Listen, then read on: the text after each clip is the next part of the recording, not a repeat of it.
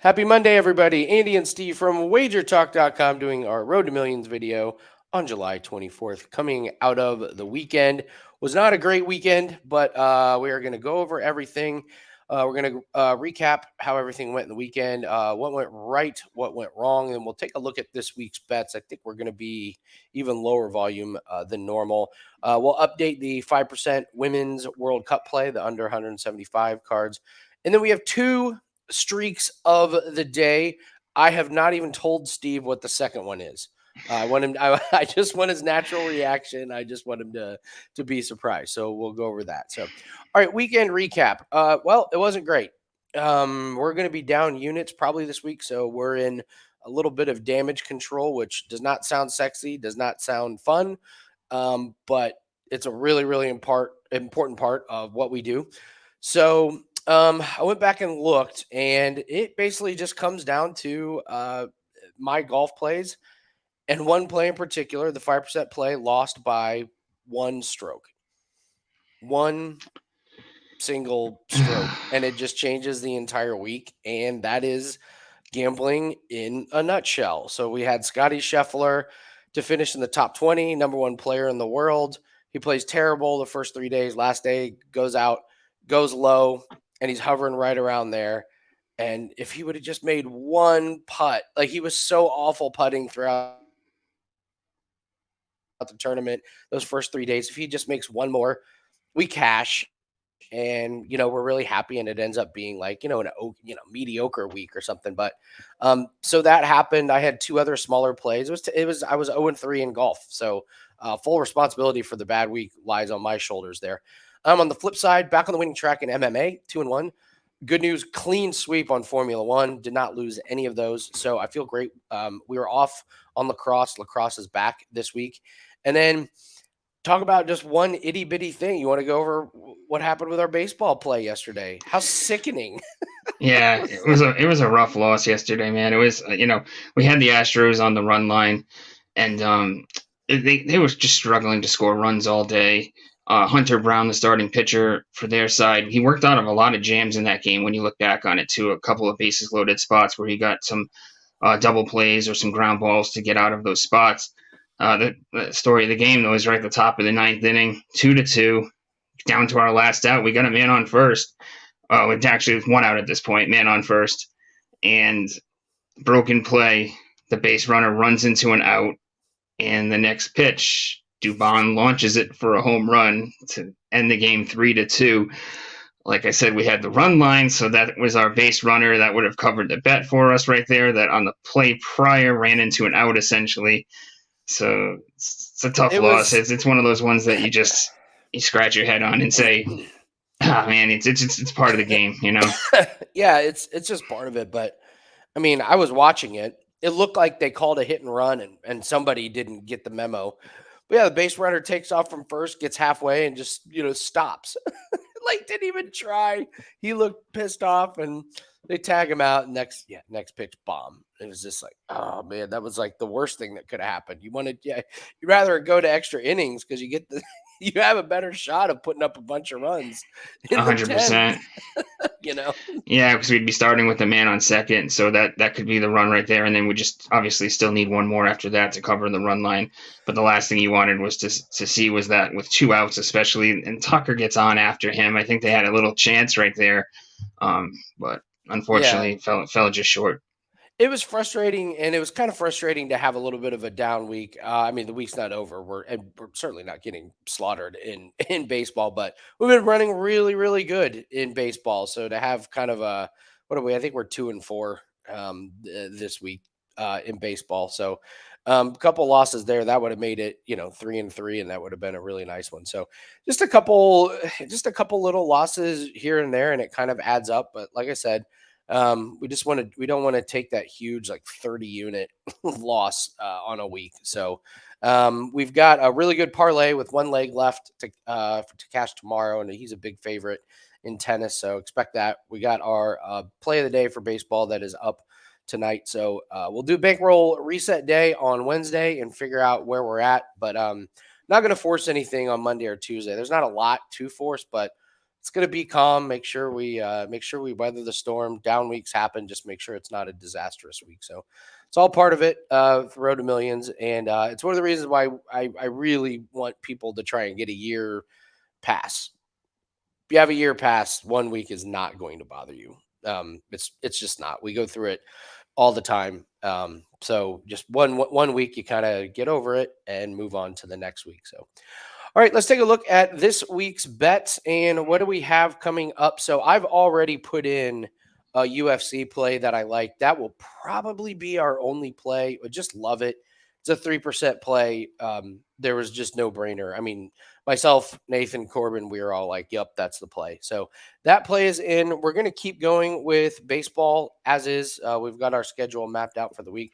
So we'll keep doing that. We do have another Formula One race this weekend. So very, very high expectations for that coming off of a sweep. I don't see why much would change with our strategy coming into this week. Golf, it's a week after major. It's not a good tournament.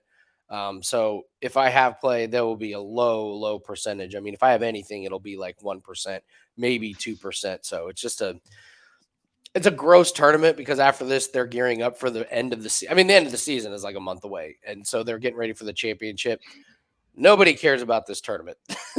Coming off a major, getting ready for the final championship. Nobody cares about this tournament. None of the big names do. So we're looking at that. And then lacrosse is back. So I expect 1 to 2 lacrosse plays. And yeah, we'll just see if anything else pops up. But expect this to be a pretty low volume week. I mean, we're actually pretty low volume. I don't even know if we're going to have 20 plays from Wednesday to Wednesday. And that was with a lot going on. So I don't know. Anything to add for this week's play, Steve? Yeah, I think for MLB we'll be going staying the course. I think we'll have 1 or 2 plays a day. I think is what we looked at for the week. I think we have a stretch where we have a couple plays a day over the weekend that we'll be looking at for today and tomorrow. That we'll be doing one. We have 1 play circled for today and 1 for tomorrow. We have the pending 5% women's World Cup under 175.5. I've been keeping track of this, so want to see if we're up to see how we're running on this one. So there's 64 games, 175 cards. So I mean, they would have to average about 2.7, 2.8 cards a game to go over this total. So right now we are they've played 15 games and they have 31 cards. So if you kind of add it up, they're averaging just barely, it's like 2.06 cards per game. So you add it up, they're on pace for 131 cards, and we have the under 175.5. So we're on a beautiful pace to cash a big play here at the end of August. August 20th is when the tournament is over. So, and then we have all the futures for the Women's World Cup. So really happy with how that 5% play is coming along. Okay, streak of the day. Here we go, Steve. I will let you do your streak first. We're going to talk Kyle Tucker. 1.5 hits, runs, RBIs. Like this play, didn't quite make our card. Talk us through it. Yeah, we know how hot he's been watching the Astros this weekend. We saw that 3 home run game. He's batting .382 in July. He's on a 9-game hit streak, and he's cleared this hits plus runs plus RBIs line in 6 of his last 9 games. He kind of runs into a brick wall here today, though. He's going up against John Gray, who he's 0 for 13 against with 5 strikeouts. And Gray's been sharp this year. I mean, he's got 3.31 ERA.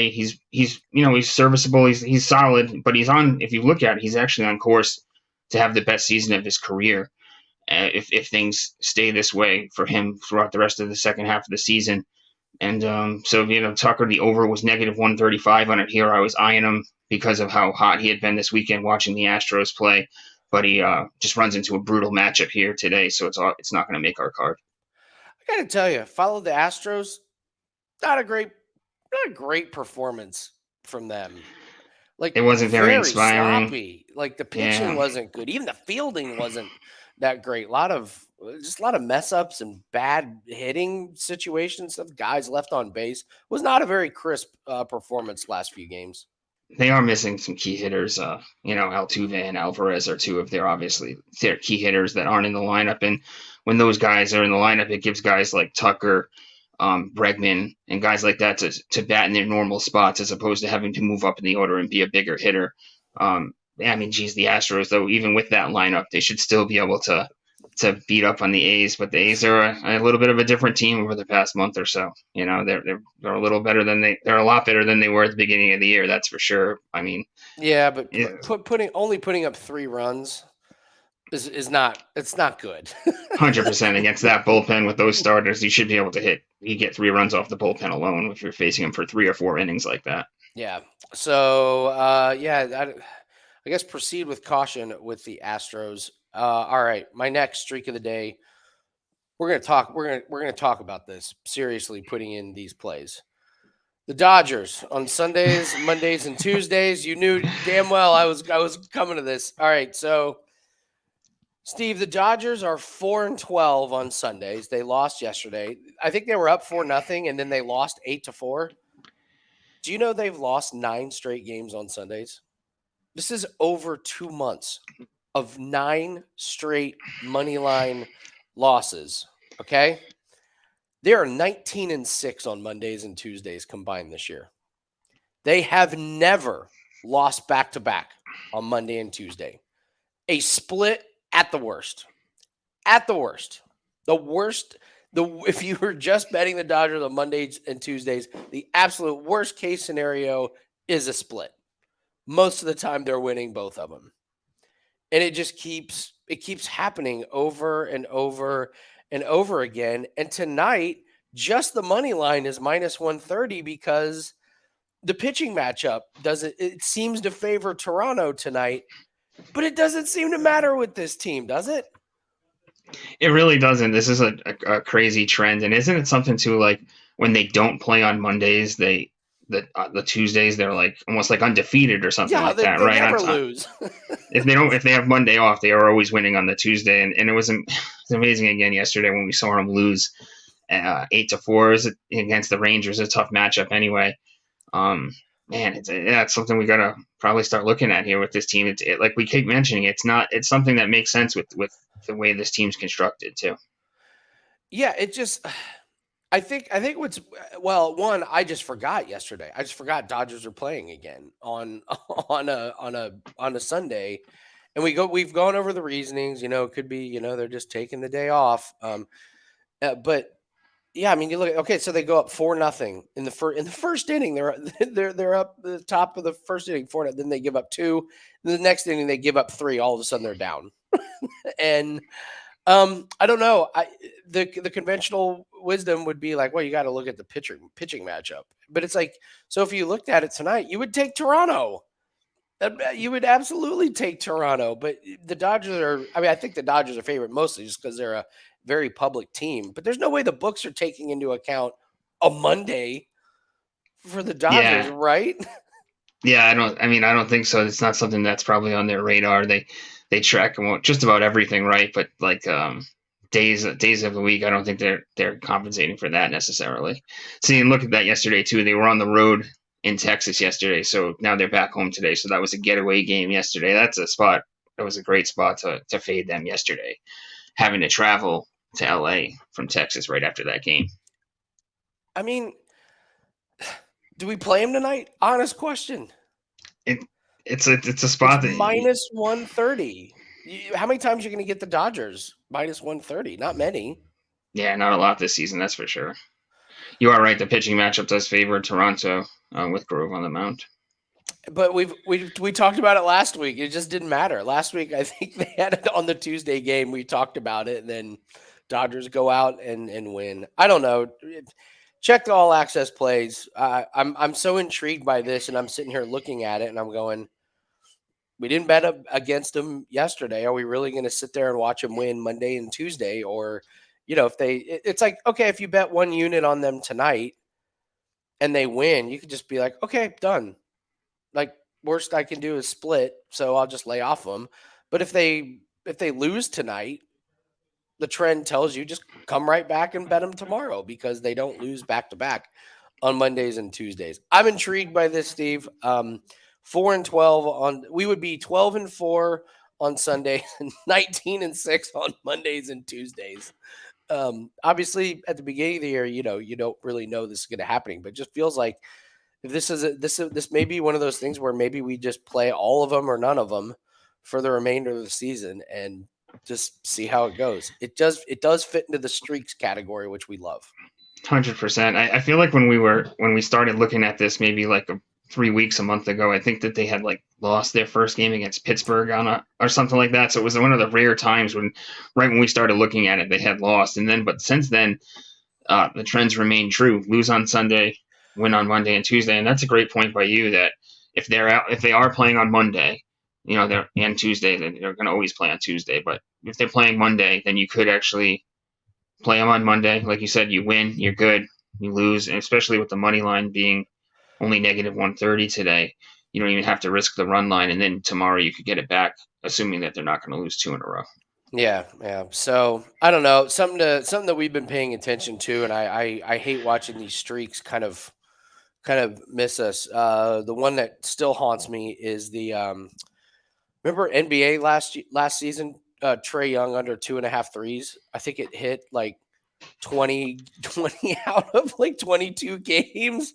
He made 2 3-pointers and the books kept putting it at 2.5, and we every night we would be like, he's got to hit 3. He's got to hit. If I remember too, then when we jumped on it, he actually like broke a stretch of like when we finally jumped on it, he actually played it one time, and he finally went over that time. And that's what the thing is with the streaks. I think that's why the strategy is so good. You don't just play it once; you play it. If we would have played him the next 9 times, we would have went 8-2 or 7-3, and it would have been great, even though we lost the first one. Yeah, absolutely. So, I don't know.